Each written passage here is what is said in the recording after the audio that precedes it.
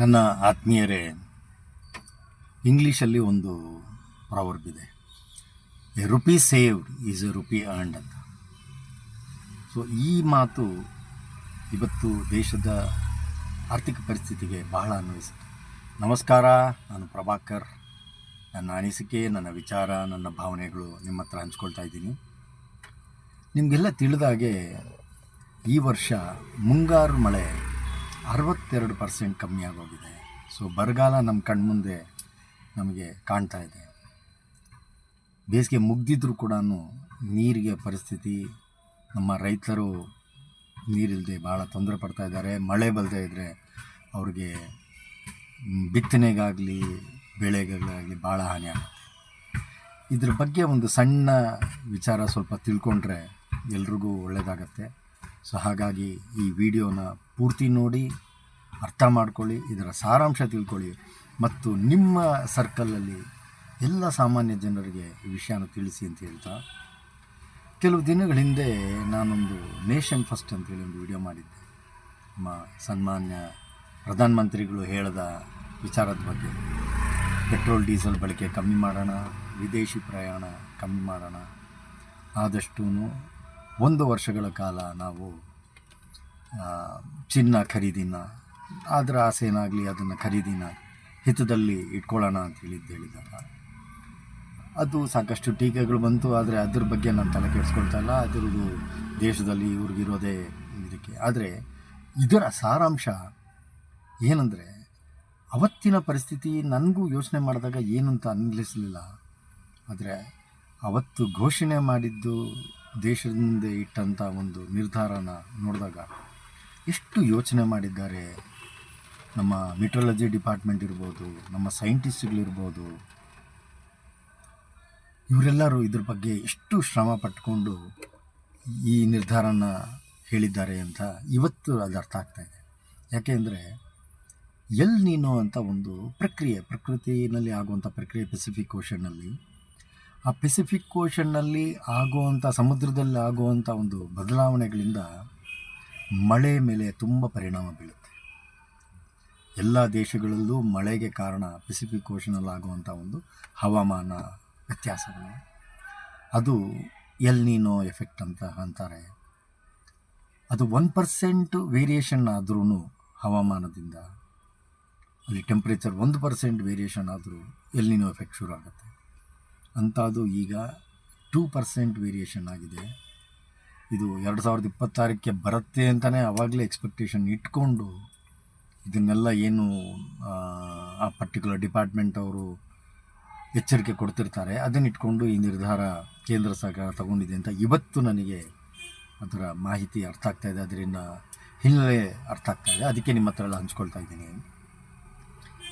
ಒಂದು ಇದಕ್ಕೆ ಕಾರಣ ಬೇರೆ ಬೇರೆ ರೀತಿ ಇರ್ಬೋದು. ಒಂದು ಎಲ್ಲ ಕಡೆ ನಡೀತಾ ಇರುವಂಥ ಯುದ್ಧದ ಭೀತಿ ಇರ್ಬೋದು. 3 ವರ್ಷಗಳಿಂದ ರಷ್ಯಾ ಉಕ್ರೇನ್, ಇಸ್ರೇಲ್ ಪ್ಯಾಲೆಸ್ಟೈನ್ದು ಹಲವು ವರ್ಷ, ಈಗ ಇನ್ನೂ ನಡೀತಿರುವಂಥ ಇರಾನ್ ಮತ್ತು ನಮ್ಮ ಇಸ್ರೇಲ್ ಅಮೇರಿಕಾ, ಇದರಿಂದ ನಡೀತಾ ಇರುವಂಥ ಹಾನಿ ಆಗಿರೋ ಬಾಂಬುಗಳದ್ದು ಇದ್ರದ್ದು ಎಫೆಕ್ಟು ಇರ್ಬೋದು. ನಾನು ಅದನ್ನು ಖಂಡಿತವಾಗಿ ಹೇಳ್ತಾ ಇಲ್ಲ. ಆದರೆ ಇದರೆಲ್ಲದರಿಂದ ಹವಾಮಾನದಲ್ಲಿ ಆಗಿರೋಂಥ ಬದಲಾವಣೆ, ಪೆಸಿಫಿಕ್ ಓಷನ್ ಸಮುದ್ರದಲ್ಲಿ ಆಗ್ತಾ ಇರುವಂಥ ಹವಾಮಾನದ ಬದಲಾವಣೆ ಎಲ್ಲರೂ ಎದುರಿಸಬೇಕಾಗ್ತಾಯಿದೆ ಪರಿಸ್ಥಿತಿ. ನಮ್ಮ ರೈತರಿಗೆ ಅದು ಮೋಸ ಆಗಬಾರ್ದು, ನಮ್ಮ ಆರ್ಥಿಕ ಪರಿಸ್ಥಿತಿ ಹದಗೆಡಬಾರ್ದು, ಅವ್ರಿಗೆ ಯಾವುದೇ ರೀತಿ ಇದರಿಂದ ಆರ್ಥಿಕ ಪರಿಸ್ಥಿತಿ ತೊಂದರೆ ಆದಾಗ ನಮ್ಮ ಎಕಾನಮಿ ಸ್ವಲ್ಪ ಕಮ್ಮಿ ಆಗುತ್ತೆ, ಫಾರಿನ್ ಎಕ್ಸ್ಚೇಂಜು ಜಾಸ್ತಿ ಆಗುತ್ತೆ. ಸೊ ಇದೆಲ್ಲ ಒಂದು ದೇಶಕ್ಕೆ ಬರ್ಡನ್, ಒತ್ತಡ ಬೀಳುತ್ತೆ ನಮ್ಮ ಮೇಲೆ. ಅದನ್ನೆಲ್ಲ ನಿಯಂತ್ರಣ ಮಾಡೋಣ ಅಂಥೇಳಿ ಒಂದು ಡಿಸಿಪ್ಲಿನ್ಗೋಸ್ಕರನೇ ಆ ನಿರ್ಧಾರನ ಎಲ್ಲರ ಮುಂದೆ ತಿಳಿಸಿದ್ದು, ಸಹಕರಿಸಿ ಅಂತ ಅವರು ಮನವಿ ಮಾಡಿದ್ದು. ಅದ್ರದ್ದು ಎಫೆಕ್ಟ್ ಈಗ ನಮಗೆ ಗೊತ್ತಾಗ್ತಾ ಇದೆ. 62% ಮಳೆ ಕಮ್ಮಿ ಆಗಿದೆ. ಹಾಗಾಗಿ ಈ ಎಲ್ ನೀನೋ, ನೀವು ಬೇಕಿದ್ದರೆ ಇದೆಲ್ಲ ನಾನು ಏನು ಹೇಳ್ತಾ ಇದ್ದೀನಿ ಅದನ್ನೆಲ್ಲ ನೀವು ರಿಸರ್ಚ್ ಮಾಡ್ಕೊಳ್ಬೋದು. ChatGPT, ಗೂಗಲಲ್ಲಿ ಇವೆಲ್ಲ ರಿಸರ್ಚ್ ಮಾಡಿದ್ರೆ ನಿಮಗೆಲ್ಲ ಮಾಹಿತಿ ಸಿಕ್ಬಿಡುತ್ತೆ. ಸೊ ಹಾಗಾಗಿ 2026ರಲ್ಲಿ ಬರ್ತಾ ಇರುವಂಥ ಒಂದು ಕ್ಷಾಮ ಬಹಳ ಭೀಕರ. ಸೊ ನಮ್ಮ ರೈತರು ಅದರಿಂದ ತೊಂದರೆಗೊಳಗಾಗಬಾರ್ದು. ಅಂತ ಒಂದು ನಿರ್ಧಾರಕ್ಕೋಸ್ಕರ ಇದು ಮಾಡ್ತಾ ಇರೋದು. ಹಾಗಾಗಿ ನಾವೆಲ್ಲರೂ ಇದಕ್ಕೆ ಸಹಕರಿಸೋಣ ಅಂತ ಹೇಳ್ತಾ, ಮುಂದೆ ನೀವು ಎಲ್ರಿಗೂ, ಸಾಮಾನ್ಯ ಜನರಿಗೆ ಇದನ್ನು ತಿಳಿಸಿಕೊಡಿ. ಎಲ್ರಿಗೂ ಇದು ಅರ್ಥ ಆಗಲ್ಲ. ಕೆಲವೊಂದು ನಾಯಕರು, ವಿಪಕ್ಷ ನಾಯಕರು ಬಾಯಿಗೆ ಬಂದಾಗ ಮಾತಾಡ್ತಾ ಇದ್ದಾರೆ.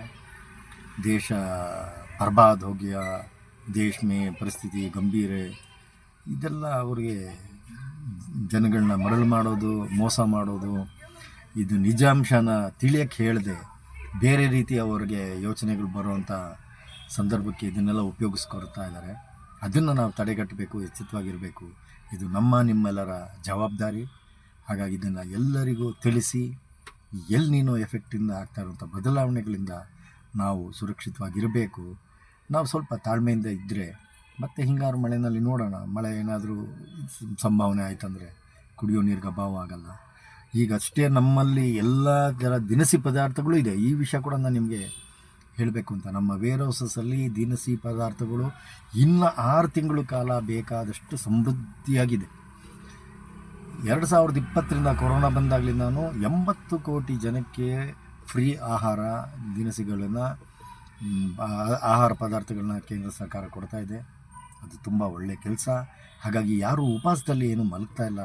ನೀವು ನಿಮ್ಮ ಅನುಭವದಿಂದ ತಿಳ್ಕೊಳ್ಬೋದು. ಯಾರು ಅಮ್ಮ ಕವಳ ತಾಯಿ ಅಂತ ಯಾರು ಇವತ್ತು ಊಟಕ್ಕೋಸ್ಕರ ನಮ್ಮ ಹತ್ರ ಯಾರು ಬರಲ್ಲ. ದುಡ್ಡು ಬೇಕು ಅಂತ ಬರ್ತಾರೆ, ಭಿಕ್ಷುಕರು ಬರ್ತಾರೆ, ಬಿಟ್ಟರೆ ಊಟಕ್ಕೆ ಅಂತೇಳಿ ಮುಂಚೆ ನಮ್ಮ ಕವಳ ತಾಯಿ ಅಂತ ಬರ್ತಾಯಿದೆ, ಯಾರು ಬರ್ತಾಯಿಲ್ಲ. ಹಾಗಾಗಿ ಊಟಕ್ಕೆ ಏನು ತೊಂದರೆ ಇಲ್ಲ. ಎಲ್ಲ ಪುಣ್ಯಕ್ಷೇತ್ರಗಳಲ್ಲಿ ಇವತ್ತು ಫ್ರೀ ಊಟಗಳು ಸಿಗ್ತಾಯಿದೆ. ಎಲ್ಲ NGOಗಳು, ಸಾಕಷ್ಟು NGOಗಳು ಇವತ್ತು ಸ್ಕೂಲಲ್ಲಿ ಮಧ್ಯಾಹ್ನ ವಿದ್ಯಾರ್ಥಿಗಳಿಗೆ ಊಟದ ವ್ಯವಸ್ಥೆ ಮಾಡಿದ್ದಾರೆ.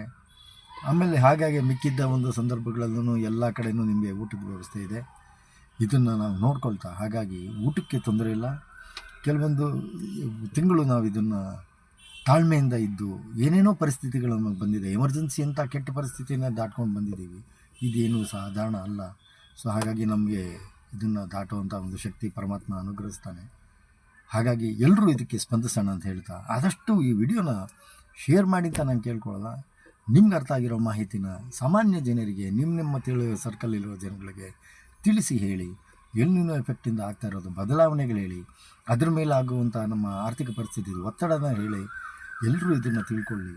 ಆಮೇಲೆ ಬೇರೆ ಬೇರೆ ರೀತಿ ಅಪಪ್ರಚಾರ ಮಾಡ್ತಾ ಇರೋದಕ್ಕೆ ಮರಳಾಗಿ ಸತ್ಯಾಂಶ ತಿಳ್ಕೊಂಡು ನಾವೆಲ್ಲ ಜವಾಬ್ದಾರಿಯಿಂದ ಇರೋಣ ಅಂತ ಹೇಳ್ತಾ, ಮತ್ತೊಮ್ಮೆ ವರುಣದೇವರು ಭಗವಂತನಲ್ಲಿ ನಮಗೆ ಆದಷ್ಟು ಬೇಗ ಇದರಿಂದ ಮುಕ್ತಿ ಕೊಡಿಸಿ, ನಮಗೆ ಮಳೆಯನ್ನು ಅನುಗ್ರಹಿಸಿ, ಎಲ್ಲ ರೀತಿ ಒಳ್ಳೇದು ಮಾಡಪ್ಪ, ಕ್ಷಾಮನ ದೂರ ಮಾಡಿ ನಮಗೆಲ್ಲ ಅನುಗ್ರಹ ಮಾಡಪ್ಪ, ಸಮೃದ್ಧಿಯಾಗಿ ಮಳೆ ಬೆಳೆ ಆಗಲಿ ಅಂತ ಹೇಳಿ, ರೈತರೆಲ್ಲೂ ಸುಖವಾಗಿರಲಿ, ಸಂತೋಷವಾಗಿರಲಿ, ಸಮೃದ್ಧಿಯಾಗಿರಲಿ ಅಂತ ಬಯಸ್ತಾ, ಜಯ ಶ್ರೀರಾಮ್.